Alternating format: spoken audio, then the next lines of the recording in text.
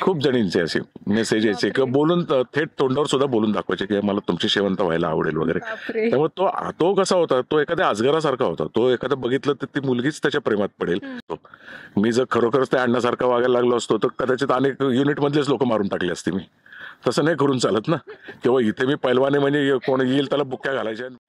तर नमस्कार मंडळी, मी आज आले हिम्मतराव लेडीज टेलरच्या काय म्हणतात त्याला इनॉग्रेशनला. आणि आता आपल्यासोबत हिम्मतराव आहेत आणि आम्ही सुंदर शेतात बसलोय. हॅलो सर, कसे आहात? मी मस्त मजेत आहे. तुम्ही आता पुन्हा झी मराठीवरती काम करताय, तर तुम्हाला कसं वाटतं? कारण रात्रीचं खेळ चालले आणि अण्णा साहेब हे जे कॅरेक्टर गाजलं होतं आणि मुलींचं प्रेम पण तुमच्यावरती तेवढंच होतं, सो काय म्हणाल? हा, झीची आता मी त्याच्या कळत न कळत केली होती फार वर्षांपूर्वी. मग त्याच्यानंतर रात्रीच खेळ चाले आणि आता देव माणूस.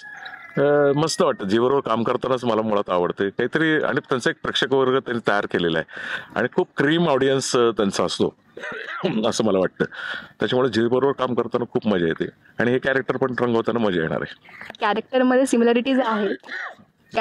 सिमिलॅरिटीज आहेत, स्टील एक काहीतरी वेगळेपण असतं कॅरेक्टरचं. तर ह्या कॅरेक्टरचं काय वेगळेपण आहे? नाही, दोन्ही कॅरेक्टर, अण्णा नाईक हे वेगळं कॅरेक्टर होतं आणि तो जास्त क्रूर आणि हे होता. हा तसा क्रूर तरी आता तरी दिसत नाही कुठे. तो थोडंसं म्हणजे थोडं कॉमेडीच्या अंगाला जाणारी गोष्ट आहे. तो तालेवर माणूस आहे, रंगील असतो ना तसा तो माणूस आहे. बायकांची आवड आहे, त्याला तमाशाला जायला आवडतं, गावातल्या लोकांना दमदाटी करायला आवडते, पोरांनिशी काहीतरी बोलतो तो. आईचं आणि त्याचं एक वेगळंच नातं आहे, मुलाचं आणि त्याचं एक वेगळं नातं आहे. स्वतः पैलवान असताना त्याच्या मुलांनी झंपर शिवावं हे काही त्याला पटत नाही. म्हणजे त्याचं असं म्हणणं असतं की तू कुठेतरी पोलिसात लागला असता किंवा मिलिटरीत गेला असता, काही नाही तर एखाद्या एटीएमच्या बाहेर वॉचमन म्हणून जरी बसला असता तरी चाललं असतं, त्याला फुकटच्या जेवायला घातलं असतं मी. पण हा बायकांची झंपर शिवतो, म्हणजे बाप पैलवान हे असले बायकी कामं करायचे कोणी सांगितलं असं त्याचं मत आहे. पण इथे सुद्धा बायकांचं ते येतच. पण हे कॅरेक्टर करायला मजा येते का तुम्हाला? आणि लास्ट टाइम जेव्हा अण्णा कॅरेक्टर करत होता तुम्ही तेव्हा तुम्हाला बायका घाबरायच्या पण आणि ते एक क्रेज पण होतं की अण्णा साहेब किंवा अण्णा साहेब असे एक वेगळंच क्रेज होतं. ते तुम्हाला कुठेतरी कॉम्प्लिमेंट मिळाली होती का कुठल्या मुलीकडून असं पर्सनली भेटून? नाही, खूपदा अनेक जणी मला शेवंत व्हायचे तुमचं वगैरे असे मला मेसेज यायचे. खूप जणींचे असे मेसेज यायचे किंवा बोलून थेट तोंडावर सुद्धा बोलून दाखवायचे की मला तुमची शेवंत व्हायला आवडेल वगैरे. त्यामुळे तो कसा होता, तो एखाद्या अजगरासारखा होता. तो एखादं बघितलं तर ती मुलगीच त्याच्या प्रेमात पडेल असं ते कॅरेक्टर होतं. हा कसा आहे की हा त्याच्या मागावरच आहे किंवा असावरच आहे. असा येतो की तो बायकाच्या पुढे पुढे करून आपण स्वतःला कसं आपण भारी आहोत आणि आपल्याला ती कशी पटेल हे बघणार आहे. अण्णाचं कॅरेक्टर वेगळं होतं. अण्णा नुसतं बघितलं ना तरी ती समोरची व्यक्ती त्याच्या प्रेमात पडेल, लाईक अजगर. ओके. पण हे छान वाटतं तुम्हाला पुन्हा एकदा स्क्रीनवरती बघताना? कारण ट्रेलर पडला होता तेव्हा एक्सपेक्टेड नव्हतं खरं सांगायचं की तुम्ही त्याच्या वडिलाचे काम करणारे असं. आणि ट्रेलर पडला, अरे बापरे पुन्हा हे आले. तर तेव्हा तुम्हाला प्रेक्षकांचा काही रिस्पॉन्स आला का? अनेक लोकांना शॉकच बसला तो आणि त्यांना लोकांना आता असं वाटायला लागलं की अण्णा आणि किरण म्हणजे तो आहे अजित कुमार, हा गोपाळ, ते आता दोघे एकाच फ्रेम मध्ये दिसणार. म्हणजे आता ह्याच्या पहिले काय काय होऊ शकतं. हा, म्हणजे दोघेही असे एक क्रूर होताच तो अण्णा, मुलगाही तसाच क्रूर आहे पुढे. आता हे दोघे एकत्र आल्यानंतर अजून काय विचित्र घडेल, काय घडू शकतं, काय सायकोलॉजी असू शकते, याची लोकांना उत्सुकता आहेच. या मधल्या अध्यायामध्ये तुमचं जे कॅरेक्टर आहे ते गोपाळ सोबत सिमिलर असणार की तुम्ही गोपाळला अपोज करणार, असं काहीतरी ट्विस्ट येणार का? नाही, आता तरी तसं काही सांगता येत नाही, कारण असं काही आता नॅरेट झालेलं नाहीये. पण बघू पुढे काय होऊ शकतं.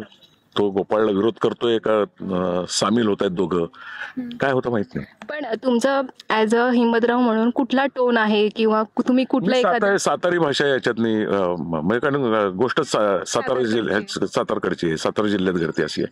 त्यामुळे इकडे साताराची जी ग्रामीण भाषा आहे ती त्याच्यात बोलीभाषा आहे त्याची.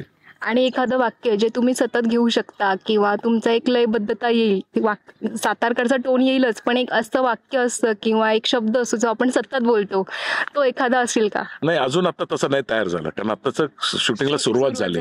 पण तसं काहीतरी येणारच आहे. जसं पूर्वी अण्णाच्या तोंडी असायचं की मी अण्णा नाही कसं आहे, माझ्यामुळे यमक पण कापरा भरात वगैरे, असं तो तसं जे होतं तसं अजून एक म्हणतो, त्याला पालुपद म्हणतो आपण किंवा एक साईन काहीतरी म्हणतो ना, साईन लाईन, असं तसं ते अजून नाही झालं, तयार करायचं अजून ते. आता बाकीचे कॅरेक्टर्स आहेत त्यांच्यासोबतचा बॉन्ड झाला का तयार किंवा तुम्ही जी हळूहळू होतोय. आताच काही 10-15 दिवसच झाले शूटिंग सुरू होऊन, त्यामुळे तो हळूहळू होत असतो. आणि जेव्हा आम्ही शूटिंग करतो आणि राहतो का एकाच ठिकाणी असल्यामुळे तो बॉन्ड हळूहळू तयार व्हायला लागतो. एका फॅमिली सारखं होत असते पुढे जाऊन. सातारचा माहोल खूप सुंदर आहे सध्या. आणि आपण आता शेतात बसतो, बॅकग्राऊंडला तुम्ही बघू शकता शेत आहे, सुंदर कोंबड्या सगळे फिरत आहेत प्राणी. तर तुम्हाला ऍज अ स्ट्रेस बस्टर म्हणून उपयोग होतोय का? नक्कीच त्याचा उपयोग होतोच तो. आणि मी मुळात ग्रामीण भागात खूप वाढलो असल्यामुळे ना मला या गोष्टीचं काही वेगळं अप्रूप नाही आहे. आणि इथे जे हवा असते, इथलं जे पाणी आहे, इथलं फ्रेशनेस आहे ना, तो कुठेतरी रिफ्लेक्ट आमच्या कामात पण होतो. आम्हाला कधी 24 तास आम्ही असे फ्रेशच असतो इथे आल्यानंतर, जे मुंबईत तुम्हाला शक्य नसतं. हो. हा, आपण एक्झॉस्ट वेगळ्याच कारणांमुळे तिथे होतो. काम करून म्हणजे नुसतं बसले जागी माणसाला घाम येतो कष्ट केल्यासारखा. आणि इथे तो कष्ट करून सुद्धा तितका घाम येत नाही, किंवा एक हवेत जो एक म्हणतो ना काहीतरी एक वेगळंच वेगळेपण गणित असतं. असतं इथे. निगेटिव्ह कॅरेक्टर करत असताना आपण स्वतःला विसरायचं नसतं आणि आपल्याला स्वतःला सतत पॉझिटिव्ह पण ठेवायचं असतं. निगेटिव्ह कॅरेक्टरमुळे आपल्यावर इम्पॅक्ट पण तेवढाच होतो. सो ते पॉझिटिव्ह राहण्यासाठी किंवा एक स्वतःला निग्लेक्ट करण्यासाठी त्या गोष्टींना तुम्ही काय करता? नाही नाही, मुळामध्ये असं करण्याचं म्हणजे मुभाच नसते ऍक्टरला. आम्ही थिएटर करणार लोक असल्यामुळे आम्हाला एक गोष्ट माहिती आहे की सबकॉन्शियस लेवलवरती आम्ही ते कॅरेक्टर करत असतो. मी जर खरोखरच ते अण्णासारखा वागायला लागलो असतो तर कदाचित अनेक युनिटमधलेच लोक मारून टाकले असते मी. तसं नाही करून चालत ना.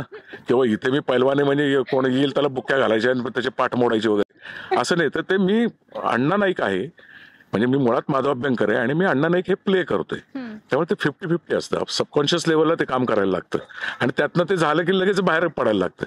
आणि तुम्ही जर आयुष्यभर तसेच वागायला लागले तर काय उपयोगच नाही ना. मग तो अभिनय नाही राहणार ना. म्हणजे तुम्ही कुठेतरी सरकलाय, वेडे झाले तुम्ही, डोकं फिरले तुमचं, असं होईल ते.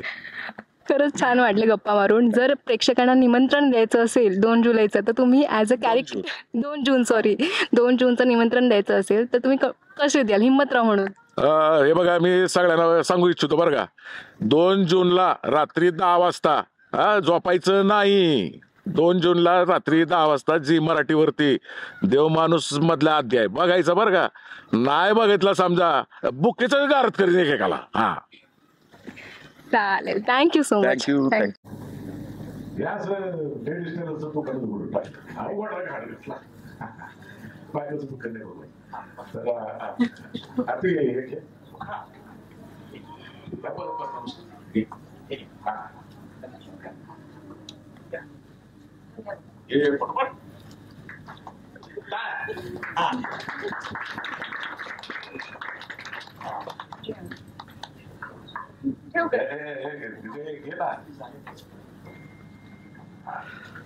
तुम्हाला विनंती करतो, या आमच्या दुकानाचं उद्घाटन तुम्ही करावं. हा, या या या या.